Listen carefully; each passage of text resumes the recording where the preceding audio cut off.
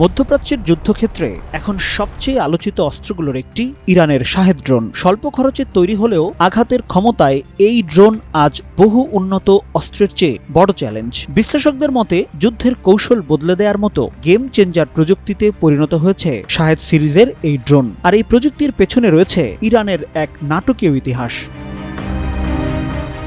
Drone যুদ্ধ যে ভবিষ্যতের যুদ্ধ, এ ধারণা অনেক আগেই করেছিল যুক্তরাষ্ট্র ও ইসরায়েল। সেই চিন্তা থেকেই তারা তৈরি করেছিল উন্নত মানের সার্ভিল্যান্স ও কমব্যাট ড্রোন। কিন্তু সময়ের পরিহাসে সেই প্রযুক্তি একদিন তাদের বড় মাথা ব্যথার কারণ হয়ে দাঁড়াবে, এটা হয়তো কেউ কল্পনাও করেনি। 2011 সালের 5 ডিসেম্বর সেই ইতিহাসের মোড় ঘোরানো দিন। আফগানিস্তান থেকে উড়ে আসা যুক্তরাষ্ট্রের একটি ড্রোন ইরানের উত্তর পূর্বাঞ্চলের কাশমার শহরের কাছে ইরানের হাতে ধরা পড়ে। ড্রোনটি মূলত ইরানের পারমাণবিক কর্মসূচির উপর নজরদারির জন্য ব্যবহার করা হচ্ছিল। তেহরানের দাবি, তাদের ইলেকট্রনিক ওয়ারফেয়ার ইউনিট প্রথমে ড্রোনটির যোগাযোগ ব্যবস্থা জ্যাম করে অটো পাইলট মোডে নিয়ে যায়। এরপর জিপিএস স্পুফিং কৌশল ব্যবহার করে ভুল কোঅর্ডিনেট পাঠিয়ে সেটিকে ইরানের ভেতরে অবতরণ করাতে সক্ষম হয়।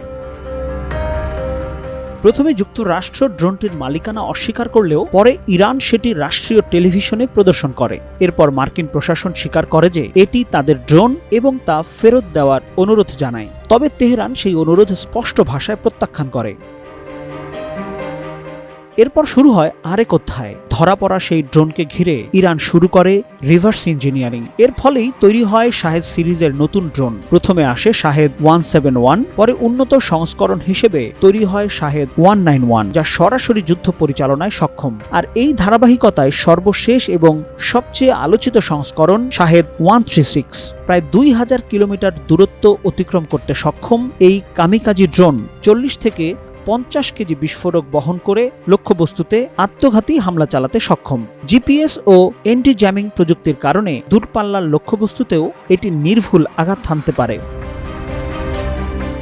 বিশ্লেষকদের মতে একসময় যে প্রযুক্তি তৈরি করেছিল যুক্তরাষ্ট্র, আজ সেই প্রযুক্তির ছায়া থেকেই জন্ম নেওয়া ড্রোন হয়ে উঠেছে যুদ্ধক্ষেত্রের নতুন সমীকরণ। তাই বলা হচ্ছে শাহেদ শুধু একটি ড্রোন নয়, এটি আধুনিক যুদ্ধের কৌশল বদলে দেওয়া এক নতুন অধ্যায়।